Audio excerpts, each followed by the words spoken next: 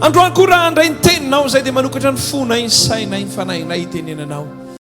Anio Andriamanitra io miditra amina fanalahidy vaovao fanafahana vavaka mahery.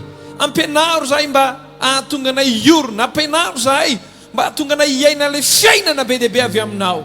Raha io anio ary noho ny teninao dia aoka hietry ny nofo ahatakatra ny saina irehitra ny fanahy. Hietry ny nofo ahatakatra ny saina irehitra ny fanahy. Amen. Fanamiarabantsika tsiraray avy isam-baravarana isa-tokantrano. Anomboka loha hevitra goavana isika. Anomboka loha hevitra goavana isika dia tsiny zany fa vavaka mahery sy vavaka fanafahana. Mino fa ahasoanao, ahasolona maro ity fotoana irantsika eto am'Roxy ity a. Nangatako aminao dia izao arao hatramin'ny farany. Arao hatramin'ny farany. Anomboka isika anomboka amina fototra lehibe isika, fototra goavana. Ahatonga antsika tsiraray avy anao ny tena tokony ho atao. Jaona 10:17 sy ny 10. Riavana malala, ny tena fivavahana dia miantraika amin'ny fiainana, miantraika amin'ny isan'andro. Ny tena fivavahana rehefa tena mivavaka ianao, rehefa tena miaraka amin'Andriamanitra ianao, dia manangana amin'ny fiainanao ray manontolo Andriamanitra. Zatsy miteny hoe mamadika anao miliardera Andriamanitra satria misy karazan'olona tsy ho azo atao miliardera mandrakizay. Ny antony tsy hanotany dia ny tsy fananany vola. Noho izany afaka ny anana ambiampy ianao, afaka ny anana fitsaharana ianao, afaka ny anana fiadanam-po ianao amin'ny zavatra rehetra, ary afaka anana toky ianao hoe ny zanakao ireo dia tsy hisy zanakao na iray aza ka ho ratsy fiafara izany. Anomboka isika Jaona 10:17 sy ny 10. Jaona 10:17 sy ny 10. Miaingeto daholo ny fanafahana. Jaona 10:17 sy ny 10. Zao vaky ny tenan'Andriamanitra Jesosy Kristy tompo no milaza. Hoy Jesosy Kristy tompo hoe izao no vavahady, raha izao no idiran'ny olona dia ho vonjena izy ka hiditra sy hivoaka sady ahazo hanina. Aveko fanindroany e. Izao no vavahady, raha izao no idiran'ny olona dia ho vonjena izy ka hiditra sy hivoaka sady ahazo hanina. 10:10 zao ny ambarany. Ny mpangalatra tsy avy raha tsy hangalatra sy hamono ary andringana, izao avy mba hananany fiainana sady hananany be dehibe. Amen. Kalasika nambavy ho an'ny olona izay milaza hoe ny fivavahana dia tsy mampinakanina, ny fivavahana tsy isy idirana amin'ny fiainana. Fivavahana zany hoe tonga dia fiainana mandrakizay rehefa matsika zany no ilainy. Dia te hampahery azy aho hoe somary diso kely izy eo, mba tsy tenenako hoe diso tanteraka izy, satria manenina. Jesosy dia nilaza zavatra tsotra hoe raha zany idiran'ny olona izy dia ho vonjena izy, hiditra sy hivoaka izy sady ahazo hanina. Zany hoe ny fivavahana zany dia sady miantraika amin'ny fiainana mandrakizay, ary tena mandrakizay ny tanjona amin'ny fivavahana, no miantraika ihany koa amin'ny fiainana ankehitriny. Ianao zany rehefa miaraka amin'Andriamanitra dia sahy mahatoky sy mino fa ny Andriamanitra ao dia tsy miantoka ny mandrakizay ianao ihany, fa sahy mahatoky sy mino fa ny Andriamanitra ao dia te hanome anao fiainana sady fiainana be dehibe, te hanampy anao amin'ny isan'andro san'andro izy. Ny Andriamanitra ao dia Andriamanitra tsy miantraika amin'ny mandrakizay ihany, fa miantraika amin'ny fiainana androany koa, miantraika amin'ny isan'andronao ihany koa izy. Be dehibe ny olona milaza zavatra hoe ny mandrakizay foana ny Andriamanitra. Tsy atopoko tadidio, fa raha reraky ny fiainana ianao dia possible hiverin-dalana. raha isan'andro san'andro ianao tsisy masoandro mihiratra mihitsy dia mety ho reraka ianao amin'ny fiainana ary hiverin-dalana ianao farany. Ary Andriamanitra koa te hanana fiainana hanehoana hoe tahaka ny ahoana ny fahatsarana.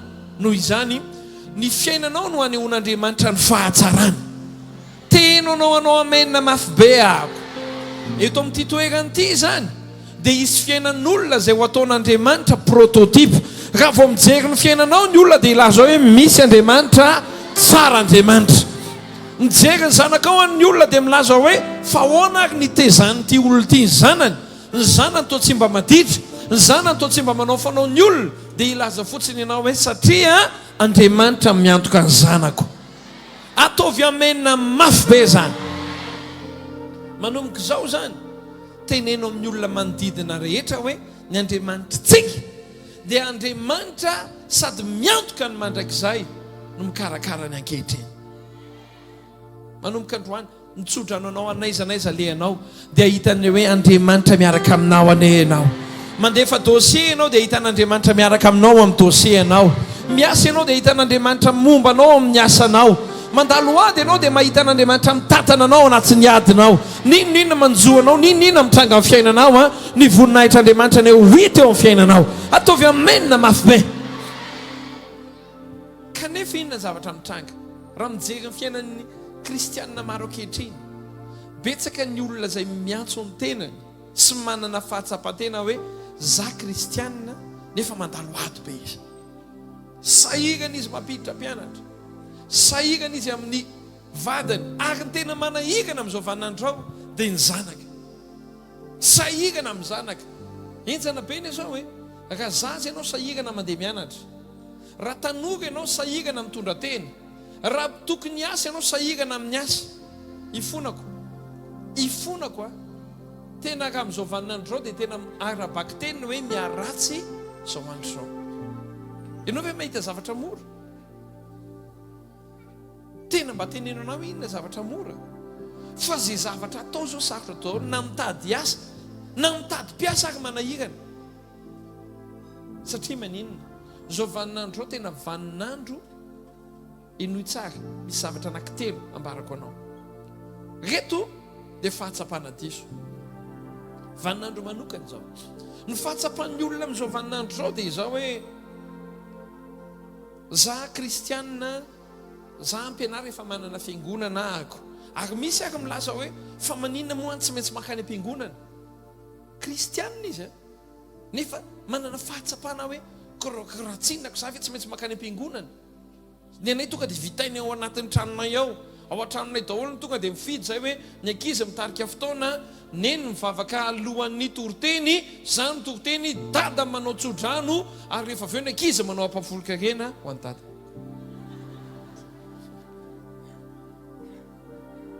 Ny anay tonga dia ao an-tranonay daholo ao any. Ifonako aminao tsy zany le miaraka amin'Andriamanitra. Mila fiangonana ny olona rehetra iorenana, mila fiangonana anampy. Maro be ny olona ankehitriny mietrehitra hoe rehefa ny fiangonana zany ane hita eo foana ny sarobidy aloha dia efa mba manana idigana rehefa maty. Amin'izao vaninandro zany zay ataonao dia miomana voatsikery. Tenenika no kaikanao izay ataonao hoe dia voatsikery ianao hoe inoy tsaka rasika ny baba. Misy zavatra mitranga ankehitriny, misy fomba fisainana koa ankehitriny mietrehitra hoe afaka amin'izao vaninandro zao mivavaka zany ataovy any any fa tena miasa mafy. Tena ataovy izay atonganao hanana diplôma, ataovy izay atonganao hananao toerana ambony. Raha mandinika nefa tsika ny diplôma ve mahavita fiainana amin'izao vaninandro zao? Ny miasa mafy ve mahavita fiainana amin'izao vaninandro zao? Kahaka sady malahelo rehefa mahita an'ilay rahalahy mitarika posy reny, misy entana be dia be aorinany ao. Ndray andro tena nalahelo mihitsy ahako, ninga imposy ilay rahalahy ny tongony ambony. Mavesatra loatra le entana, nidina tomobile mihitsy dia nanosika anazy. Mba ilazako aminao hoe raha ny asa mampanan-karena, tsisy mpanan-karena ohatry ny mpitarika posy. Ka tsy marina ve zany? Tsisy manan-karena ohatry ny olona miasa any amin'ny zone franche. Fa ifonako amintsika tsiraray avy. Raha zao vaninandro tsika no tsy hiankina afa-tsy amin'ny hery sy amin'ny diplôma, amin'ny lova, ho rava fiainana. Ho rava fiainana. Misy ndray manana fahatsapana ohatr'izao hoe oka aloha zany fa ho hita foana ny ho avy hifonako aminao. Raha vao tsy ampian'Andriamanitra amin'izao vaninandro dia tsy maintsy potika ny ho avy. Ny olona izay tsy manana ny fanampian'Andriamanitra amin'izao vaninandro izao, zavatra ray ny azo antoka amin'ny fiainana, tsy maintsy ravy eo. Tsy maintsy ravy eo. Fa inona ilay tsy maintsy atao hanomboka ilay délivrance amin'izay tsika? Voalohany ka lasaka nabavy dia izao nolazain'i Jesosy: izaho no vavahady. Raha tsy izany no idiran'ny olona, tsy milaza izy hoe raha tsy miditra ao amin'ny roxy ny olona, hoe roxy ny vavahady na pastera intsony ny vavahady, raha tsy miaraka amin'ny pastera intsony ny olona, tsy zany nambaran'i Jesosy Kristy tompo. Fa hoy Jesosy, zany vavahady. Raha antanina zany Jesosy resaka anaram-piangonana, dia hoy Jesosy hoe tsisy idirany anaram-piangonana ny fiainana ray manontolo. Tsisy idirany hoe protestante ianao sa protestante hozy izy, sa katolika ianao sa vahoanyolika ianao sa miaraka, tsisy idirany zany ny fiainana. Fa Jesosy dia mametraka mazava hoe zany vavahady. Zany hoe raha tena te hianana fiainana ianao, zavatra ray tsy maintsy ataonao, vagavagana ray tsy maintsy idiranao, Jesosy Kristy. Zany vavahady hozy izy. Teneny hoe zany vavahady hozy izy. Zay manao resaka anaram-piangonana zany dia efa diso ady-hevitra. Zay manao fombafomba-pivavahana zany hoe tsy maintsy ohatr'izao rehefa mivavaka, tsy maintsy tia no hoanina, tia tsy hoanina, dia efa diso ady-hevitra. Tsy any le ady-hevitra, fa le ady-hevitra amin'izao vaninandro dia izao: raha te ho afaka amin'ile olana be dia be ianao, raha mila mifanampian'Andriamanitra ianao, raha tianao antoka ny hoe azo famonjena ianao ka hivoaka sihitra ary azo anina, dia tsotra ny zavatra ambaran'i Jesosy, zany vavahady. Neny Jesosy zany tsisy resaka anaram-piangonana, tsisy resaka anarana pastera, tsisy resaka hoe fiangonana mitehaka, satria rahalasaka nabavy, ny tena délivrance voalohany indrindra dia isika misy zavatra miova tanteraka. Dia tsika amaky ten'Andriamanitra Jaona 5:9-30 ka hatramin'ny 4:7. Tiako tena mamaky ianao, fanomboka zavatra tsika. Raha tsy tia ny fanombohana dia tsy mety. Teneny hoe raha vao tsy tia hoe dia tsy mety, hoe zao nambarana Jesosy milaza eto: koa raha zanaka no afaka anareo dia ho afaka tokoa ianareo. Fantatro ihany fa taranaka Abrahama ianareo, nefa mitady hamono ahy, satria ny teniko tsy mitombo ao anatinareo. Zay fahitako tamin'ny ray no lazaiko, ary ianareo kosa manao zay renareo tamin'ny rainareo. Dia namaly reo ka nanao taminy hoe Abrahama no rainay. Hoy Jesosy taminy: raha zanaka Abrahama ianareo dia ny asan'ny Abrahama no ataonareo. Aveko vandroany, raha zanaka Abrahama ianareo dia ny asan'ny Abrahama no ataonareo. Fa ankehitriny ianareo mitady hamono ahy, zay lehilahy nilaza ny marina taminareo, dia zay efa reko tamin'Andriamanitra tsy mba nanao izany Abrahama. Ianareo manao ny asan'ny rainareo. Dia hoy ianareo taminy, dia hoy ireo taminy: tsy mba teraka avy amin'ny fijangajangana zahay, irairay zahay dia Andriamanitra ihany. Hoy Jesosy taminy: raha Andriamanitra no rainareo dia ho tia ahy ianareo, satria avy amin'Andriamanitra no ivoahako sy nankalezako taty, fa izao tsy tonga ho ahy, fa izy no naniraka ahy. 7:10. Nahoana tsy azonareo ny teniko? Satria tsy mahay miaino ny teniko ianareo. Ianareo avy amin'ny devoly rainareo, ka zay sitraky ny rainareo no tianareo atao. Izy dia mpamono olona hatramin'ny taloha ary tsy nitoetra tamin'ny marina, satria tsy misy marina aminy. Raha mandainga izy dia ny azo no lazainy, satria mpandainga izy sady rainy lainga. Ratsy koa ratsy ny olona hoe rainy lainga. Teny hoe ratsy be hoe ratsy ka nabavy misy zavatra verimberin' Jesosy eo. Zavatra teneny eo dia hoe ianona ny rainareo dia zany ny raiko, dia ny rainareo dia ny raiko, dia ny rainareo dia ny raiko. Dia rehetra miteny hoe Abrahama ny rainao, dia hoy Jesosy hoe raha izy tokoa ny rainareo. ohatrany manontany izy hoe izany dadany ity zasy ity izany rainareo dia miteny dia ozy izy hoe tsy zany ny rainareo satria ny asa ataonareo ane dia ny asan'ny rainareo e mba tenenkeo no akaikinao hoe ny asa ataonao dia ny asan'ny rainareo tahaka miteny izy hoe karaha dadanareo polisy dia nareo koa zany polisy lasaka anabavy misy zavatra telo raha te ho afaka amin'ny fiainana ianao misy zavatra telo sarobidy amin'ny fiainana voalohany dia izao zanakiza ahoana mahatonga anao hoe zanakiza voalohany indrindra ka lasaka anabavy dia izao mila mandray an Jesosy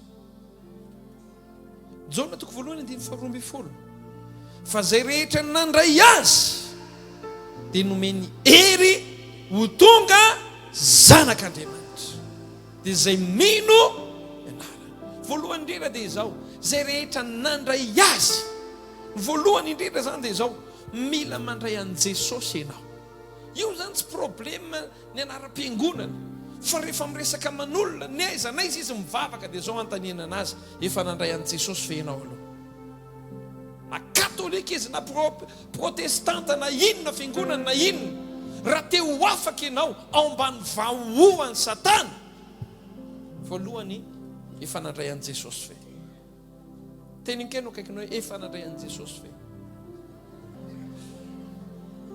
kalasaka nabavy raha te hiditra dia voalohany fanombohana manomboka amin'ny fanombohantsika mila mandray an Jesosy Kristy ho tompo sy mpamonjy amen za tena milaza amintsika mpiaino sy mijery ny televisionna rehetrarehetra mpiaino amin'ny onjam-peo ny fanombohana raha te ho afaka ianao ao ambanin'ilay hoe ianao lay manahika ny teny ity fa tenenkano hoe ny raha mbola tsy zanak'Andriamanitra ny antsika tompoko dia ny devolony raha intsika ka ny atonga antsika ho zanak'Andriamanitra dia ambara amin'ny baiboly hoe tsy maintsy mandray azy ny tompo sy mpamonjy ny fiainana ny tena délivrance zany dia fahafahanao ao ambany vahoan'ny Satana fahafahanao amin'ilay hoe ianao zanaky ny devoly taloha dia lasa tonga zanak'Andriamanitra ianao ny tena pino dia zay rehetra nanolotra ny fiainany ho an'i Jesosy